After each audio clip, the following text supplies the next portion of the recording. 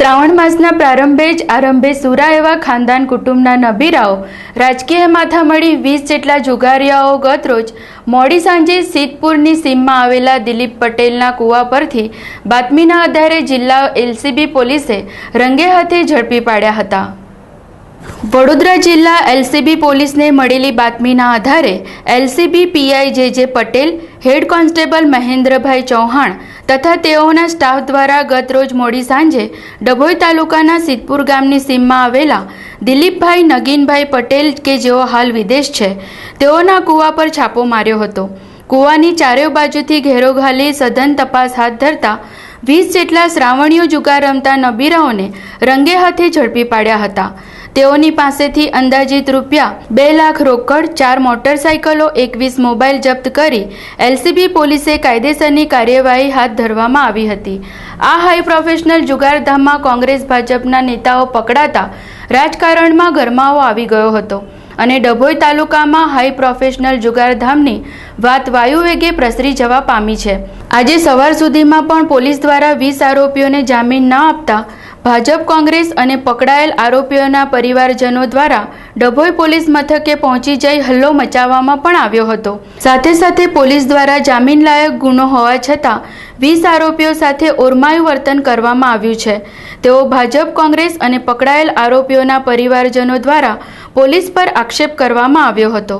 એક સાથે કોંગ્રેસ, ભાજપના નેતાઓ પકડાતા ડભોઈ તાલુકા ચર્ચાનો વિષય બન્યો હતો।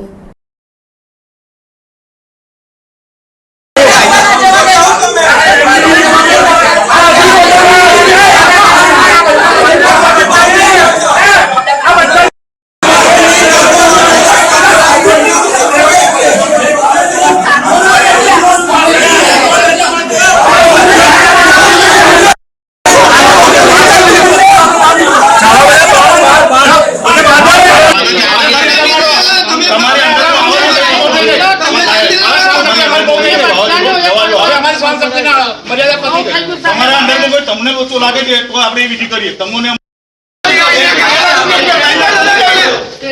ચાલો અને આનો તમને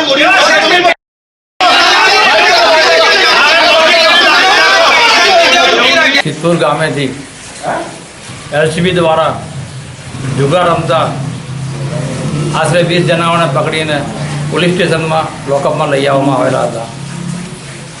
ગઈકાલ રાતે આ બનાવ બન્યો પણ આજ સવારના લગભગ 11:30 સુધીમાં એ લોકોને છોડવા માટેની કોઈ કાર્યવાહી કરવામાં આવેલી નથી।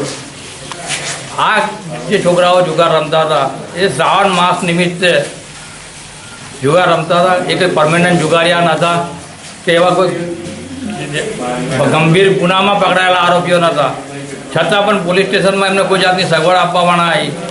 આખી રાત એ લોકોને લોકઅપમાં પૂરી દેવામાં આવ્યા, બહાર પણ બેસાડવામાં આવ્યા નથી। કોઈને પેશાબ પાણી કરવા જવું હોય તો એ પણ એ લોકોએ જવા દીધા નથી। સવારે ઉઠીને કુદરતી હાજર જવા માટે પણ જ્યાં એ લોકોને લઈ જવામાં આવ્યા ત્યાં પાણીની પણ વ્યવસ્થા નથી, તો આ લોકો જાય કેવી રીતે?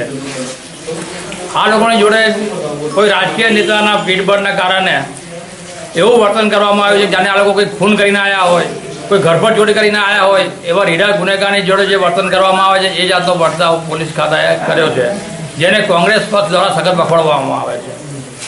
આજ રોજ પણ લગભગ 11:30 પોણા 12ની આસપાસ જામીન આપવાના કાર્યવાહી પતી ગયા પછી પણ જવાબદાર અધિકારી એમ કહે છે કે જે અમારે સ્ટેટમેન્ટ લેવાના બાકી છે અને એવું બહાનું કાઢીને લોકોને રોકી રાખવા માટેની કોશિશ કરતા હતા, જેની સામે કોંગ્રેસ પક્ષના કાર્યકરો, પકડાયેલા છોકરાઓના વાલી વારસોએ સખત વિરોધ કર્યો અને જેના કારણે પોલીસ અધિકારીઓએ તાત્કાલિક ડિસિઝન લઈને આ લોકોને છોડી દેવાની ફરજ પડી। આ કાર્યવાહી કરવા પાછળ અમને એવું લાગે છે કે આ બનાવ કંઈક એવો ભીડો બનાવ નહોતો જેથી કરીને કોઈ પણ રાજકીય માણસે પોતાનો રાજકીય ઉપયોગ કરીને આ બનાવને બહુ મોટું સ્વરૂપ આપી દેવામાં આવેલું છે। ડભોઈ ખાતે કોંગ્રેસ પક્ષ વિરોધમાં છે એટલે કોંગ્રેસ પક્ષની બદનામી કેમ થાય એના ખાતર ભાજપના એક રાજકીય નેતાના ઇશારે આ કાર્યવાહી પોલીસ ખાતાએ કરી જેવું અમારું માનવું છે।